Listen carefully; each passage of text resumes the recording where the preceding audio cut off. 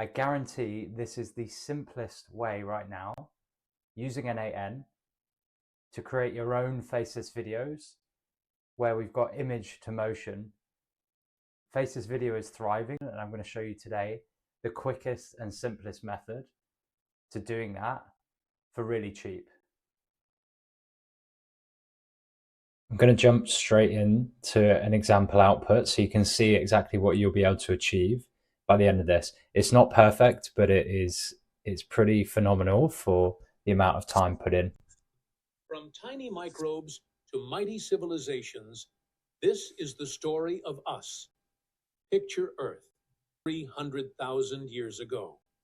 Our ancestors take their first steps, walking upright across the African savanna.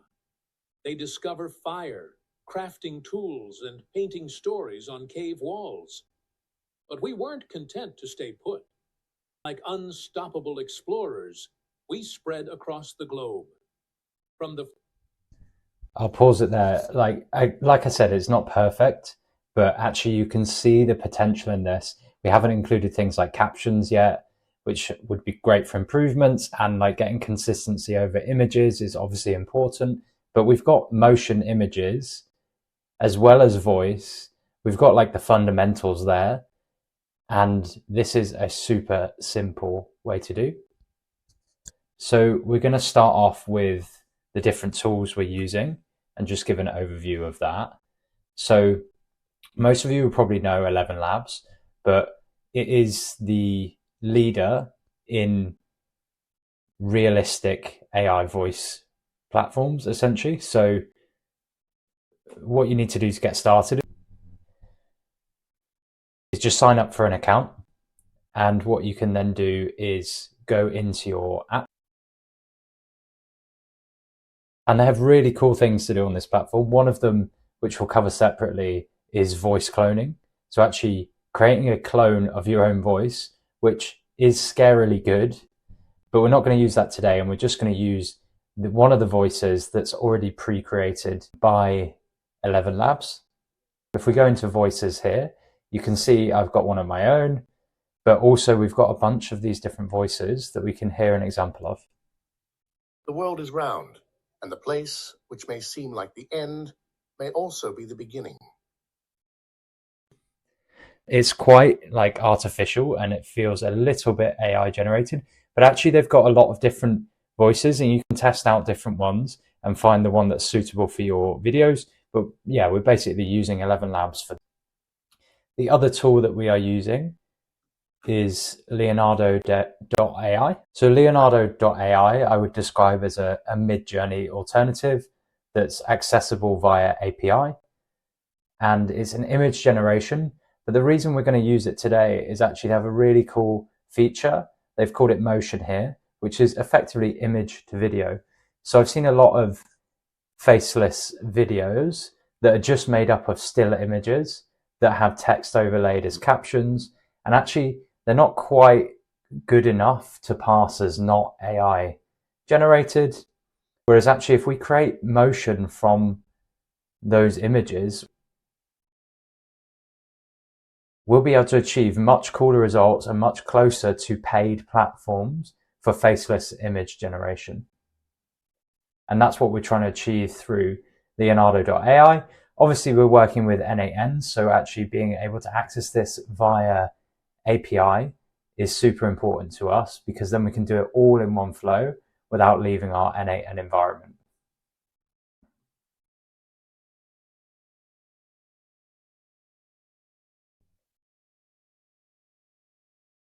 Finally, to achieve this result, we're going to go to our N8N environment. So we've got a trigger here, which is an upload of our audio. So what we're doing is effectively we are deciding on a script beforehand, which we'll run through in a minute. And we are getting that audio in Elevenlabs, and we are downloading that audio. We then want to generate timestamps for the script. So based on the script that we input, we need to match our audio to our visuals. The way we do that is For the script, we decide this many words would take this amount of time to produce or read, and therefore we allocate that a certain amount of time to show on screen to match with the voice, because what we're trying to achieve is the words and the visuals match. So when an image changes, we want the words to match the image on screen. Once we've generated the timestamps, we're then able to generate images from the script prompts that match the visuals that you'd expect to see with the script using Leonardo. And those are set at, I think, between 2 and 4 seconds. So we want to change images regularly, but also try and match it to the frequency in which the audio changes. Then finally, as part of the image generation, we want to put motion into those videos. So we want to take an image and then make it into a video effectively, or a motioned image so it looks closer to a video. We'll download all that, and then finally the tool that we're going to use is ShotStack, and we're using that to effectively merge all of our assets into a single video. Here's what ShotStack looks like on the homepage. So it's scale your video creation. So effectively it's an API accessible video editor. So again, we chose this because it's a simple solution that we can use quickly to get faceless videos up. And it's fairly well priced and accessible via API. So again, we can do it directly from our flow.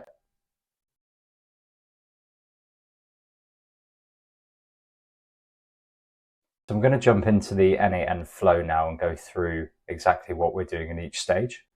So I've actually come back whilst I've recorded this and updated the trigger. So before I said we'd upload the audio that's downloaded from Elevenlabs, but I thought actually I'll make it much simpler and we can generate a script right here in the input, and also then generate the audio and pass that directly in for the timestamps generation. So we're going to run through those steps now. So we are putting in an idea here, and this could be any idea. It could be a history of time, but we're effectively doing a high school story about a computer science teacher teaching her students about artificial intelligence and the way it's developed over time. So something very simple related to what I'm working on. We then have an LLM chain. It takes that idea and it creates an engaging script. We've told it to be 1 minute long, and consider incorporating elements such as storytelling, relatable content, stuff that makes it really interesting. I've also added a key point around capitals and exclamation marks. And then we just do some formatting. So we want to remove all the line breaks from the text, so then it's easier to process it in Elevenlabs. We're then going to hit the first big stage, which is the audio generation. So we said we were going to use Elevenlabs for the audio generation. So I'm first going to open up the Elevenlabs and show you where to grab the voices from. So this is what your dashboard will look like in Elevenlabs. If you hit voices on the left-hand side, you'll have a bunch of voices that are recommended to you. If you go up here and go to library, you have all the community made voices that would be really good to use in these kind of things. For this, we're going to do a narrative and story, but you can have conversational, characters and animation, all of it. So let's go narrative and story, and we'll listen to one of the voices here. And here we have a calm, well-spoken narrator, full of intrigue and wonder for nature, science, mystery, and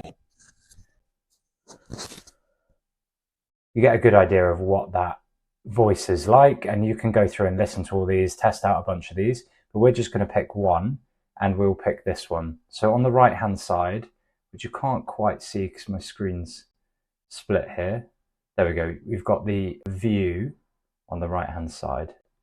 So if we go onto view in here, it will also recommend a bunch of similar voices that we can test, but if we're happy with that voice, what we can do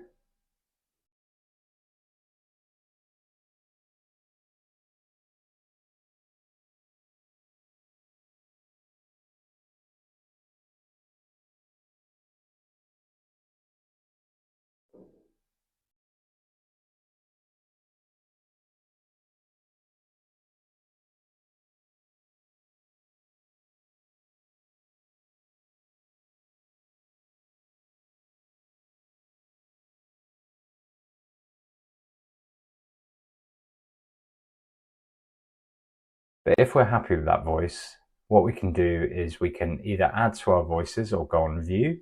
And what we need for the API call is the voice ID. So we're going to add that to our voices.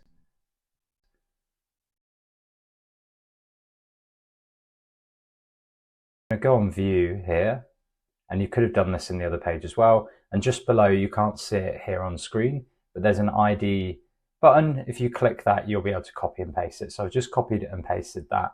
So now we have a voice that we want to use. We'll go back to our audio generation and we'll do the first stage.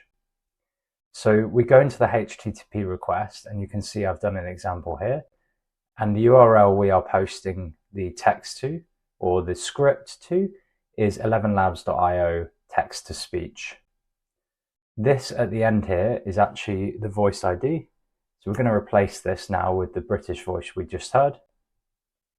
You want to set up your own API key.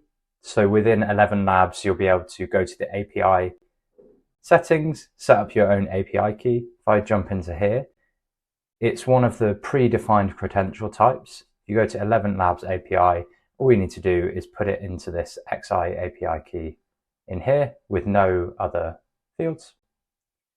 We're then going to send a header, which is content type application/JSON, because we're sending JSON data with text in, and that's our speech being sent. And then we're going to put, just in the body parameters, text, and then grab from the previous stage, json.text. So we're just going to run that now. Meet Miss Rodriguez, a computer science teacher. So you can hear there that it's actually produced the script in the ElevenLabs voice that we chose and return that as a file.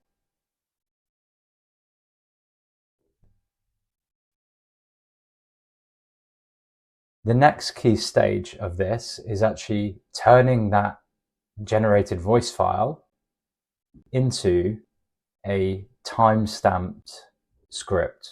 And the reason we do that is because we want to match our images to our audio, because it wouldn't make sense if the images didn't reflect the audio and if they didn't move at the same time. So we're going to just use the OpenAI Whisper model here. And here is the endpoint. So it takes in this file and posts that to the audio/transcriptions endpoint. So what we're doing is just transcribing the audio at this point. And there's a few different parameters. We're going to put in our OpenAI credentials here. And actually we're using OpenRouter, which allows us to access multiple models, not just OpenAI. We're just using OpenRouter instead. And what we're going to do is send the body as form data. We're telling it we want to use the Whisper model, which is the OpenAI transcription model. And then finally, we are inputting the data file, the binary file of the audio that we want to transcribe. The next stage is super simple, and all we're doing is prompting an LLM to create image prompts for each scene. So based on the response it receives from OpenAI Whisper, it will assess the timestamps and what is said in that timestamp. And this can get really granular, and it will produce an image every 2 to 4 seconds to produce consistent images and make sure that we have lots of images showing and it's not just a static image with too much text. So we're trying to get the right balance here of image swapping versus also dynamic images.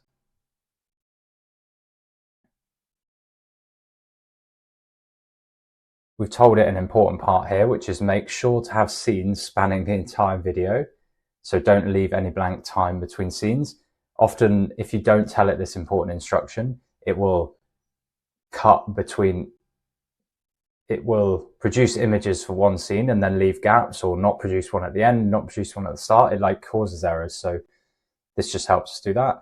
And what we've done is just effectively passed in the JSON object from our transcript, and we've just turned that to a string so that it's easy for the LLM to process and digest. So we're going to come back to the workflow and I'll show you exactly what those inputs and outputs look like. I've just realized this is called generate timestamps, which is actually not what it's generating. It's actually generating our image prompts. So I'm just going to update that here live. Yeah, imagine you're an image generation prompt producer. So it's actually creating our prompts. And you can see that on a previous run, I've effectively then split out the prompts. So we can see what the prompts look like in the output. So we have a start time, an end time, and a duration for that time slot, as well as a prompt that we're going to create an image for by sending it to Leonardo next. So we've got a modern classroom with a large projection screen displaying Journey into AI with dramatic lighting and students looking engaged. So it's not the most perfect prompt, but it is a basic prompt that we're able to send to Leonardo and a model in Leonardo to produce an image for us. At this point, I'd love, if you are finding the content valuable, I'd love if you could go down below, hit the like button and subscribe. It really helps me reach more people, and I'd love to produce more content like this if you find it valuable. So what we're then going to do is the next big stage, which is our image generation. So we've already generated the audio. Now we're going to generate the images to go with the audio. And then the final part will be stitching those together. So we've chosen Leonardo for the image generator. Leonardo now allows us to access multiple models like Flux through one platform. So it's an easy to use platform, and you can change the model ID. So if I go into the HTTP request here, you can see it receives all the prompts, the start times, the end times. And what we're doing is for each prompt, we are generating an image, and the output here is our generation ID, which we're going to use to pull the images and download them, and also shows us our API cost credit. So inside here, we're calling the generations endpoint to generate images. We're using our Leonardo header auth, so we'll show you how to get that in a second. We are assigning a height and a width. We're doing that at 1280 height and 720 width, and that just produces a shorts style video, which we are looking to produce because we're doing 60-second shorts. So we're using shorts format. We pass in the prompt, and then finally we get to choose on Leonardo which model ID we choose. So you can go to the Leonardo docs. So it is docs.leonardo.ai/docs. And this is the API documentation. And you can see under image generation that actually you can use any of these models. And we decided to use Flux, and it gives you examples under each. And for example, for Flux, we can scroll down and we can see that to use Flux Speed or Flux Schnell model, we need this model ID. So we copy and paste that, we take that back into here, and we insert that here. So you can see that we were already using Flux Schnell, but that is the model ID there. So you're able to change that if you find that another model produces better images for you. So once we do that, we just need to wait. Obviously, these things take time. We can only generate so many images at once. So we are waiting 30 seconds to retrieve the output. Images are fairly quick, so we just need to wait 30 seconds for our 24 images to be generated. We are then calling the generations and passing in that generation ID that we received from the previous step. You can't see it on the left-hand side here because I've pinned the data, and we're just looking at an example run. We are actually doing a GET request, so this is incorrect, and we don't need to pass a body. We only need to pass a body in post request. If we're not sending any data and we're just retrieving it, we just need a GET request. So we are then retrieving the generated images. So you can see it returns here our URLs of our images. So we'll open one as an example, and you can see an example. So this is actually the one we were looking at the prompt for. It's got a journey into AI on the screen in front of a classroom, exactly like we prompted it to. Good with these. Going to go back out into the canvas, and the next big phase is actually turning those images to motion images. So this is a really cool thing you can do through Leonardo. It's effectively got image to motion. So here we are, we've gone to the app.leonardo.ai and we've clicked on motion, and you can see exactly what we're doing here. So people are able to upload an image. So we've just created a bunch of images that we're going to do this to. And actually, Leonardo is able to return a motioned image. So you can see this guy was just an image, and now it's showing him walking along the street. We've got Jesus at the beach. We've got lion's mane mushroom. We've got a cat driving a car. We've got all sorts. So effectively, we can create really cool animated shots.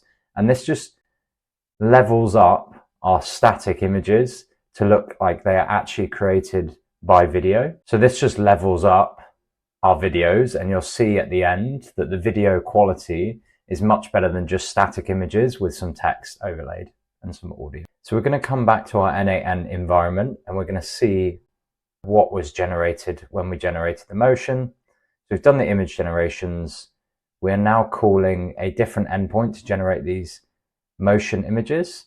We are calling the generations motion SDV. So all of these have the same base URL up to V1, I believe. And then afterwards, we're posting our image data using a JSON body, our image IDs from the images that we generated. So we drag the ID over here, and for each image, we're generating a motion, and we're using a motion strength of 3. We can play around with this in Leonardo AI, and I think it's a value of 1 to 5, if I remember correctly. And this just changes the image output, and then we're happy for it to be a public image that others can see as well. And this outputs, again, a generation ID and our API cost credit. You can see that this is significantly higher. This was 45, image generation was 4, I think. So it's 10 times higher, but actually creates really high quality images. In another video, I'm going to be exploring the different options for image to motion. So if you're looking for more of these faceless video creation systems and automations, then please subscribe below, because I'll do a review of the different models that help generate motion from images. We then obviously wait a period of time, so it takes longer. We're now waiting 5 minutes to then request and get our motion generations, and we can see now at the URL one of our motions that have been generated for the first image. So what we're going to do is look at the ones that we downloaded. So the next HTTP request effectively takes those generated images, and like we did with the images, we are downloading those MP4 files. And we've opened up one here, and you can see that this output here is effectively a motion image, just 4 seconds long, because we're switching frames quite quickly, a motion image or a motion file that we're going to piece together with the audio. So that is step 3 completed. So we've generated the audio, we've generated the images, we've turned those images to video. We now need to piece those together, which is the final piece, to create an actual motion video. So we've now got this working. So we'll take it to the next step, and this is the final stage. So we are now using our final tool, which is ShotStack, which is effectively an API accessible video editor. And if we go into the HTTP request for ShotStack, all we are effectively doing is combining our audio that we generated earlier with our visuals that we generated earlier, and also inputting the timestamps. So if we have a quick look here, we've got this API.shotstack endpoint, and what we're doing is rendering a video.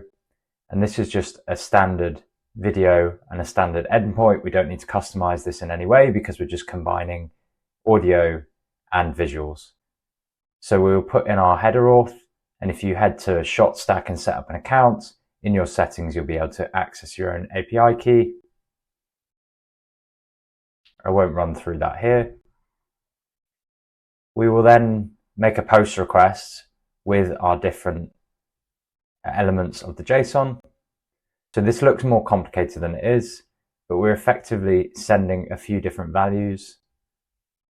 that form a timeline and form an output that we want to be created as a video in MP4, and the dimensions of 720 by 1280, which we discussed before, is the shorts dimensions. So that just tells ShotStack how to produce the output.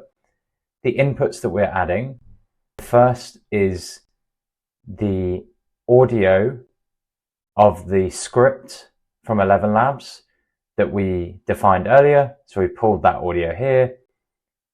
And then the larger part here, which looks confusing, but actually is relatively simple. You can see on the right-hand side what it actually is. So what we've done is we've pulled the information from our aggregate node, and we're effectively saying, okay, for each item in this list, because we've combined all of our motion images, for each item, we're going to upload a video. We want to pull the video from the URL, so it's this URL here. The start time is pulled from earlier where we generated our image prompts. So if we go back to the node down here on the left, we've got the generate images using Leonardo. Oh, no, not that one, sorry. All the way back here to generate image prompts.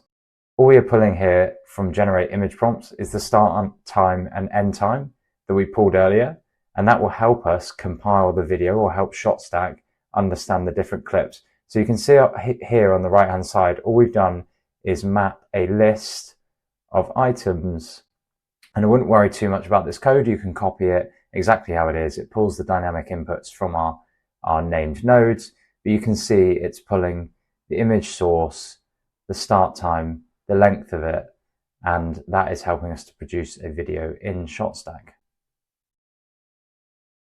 We then got another node that just waits for 1 minute for the ShotStack video to be created. And then finally, we send a message to ShotStack with an ID from the response just to see if that is now ready.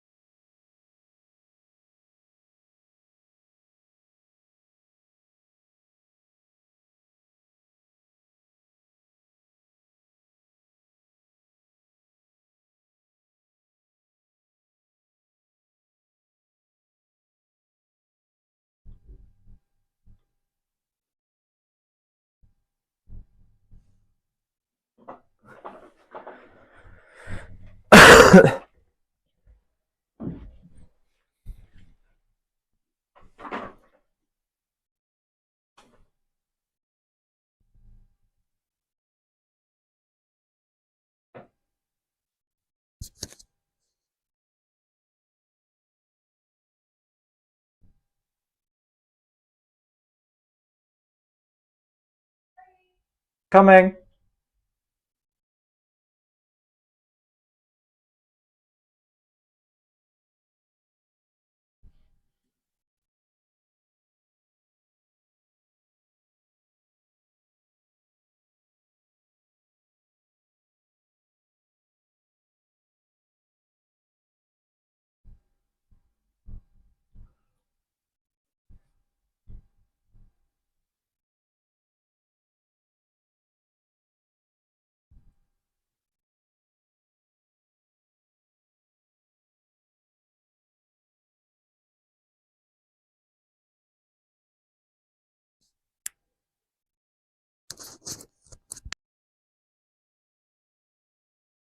And it looks like we've got some results. So we've polled ShotStack for the response, and it said, okay, we're on the free trial plan. So what that means for ShotStack, by the way, until you upgrade to a paid plan, you'll just have a watermark for ShotStack, which means we can produce as many videos as we want for free.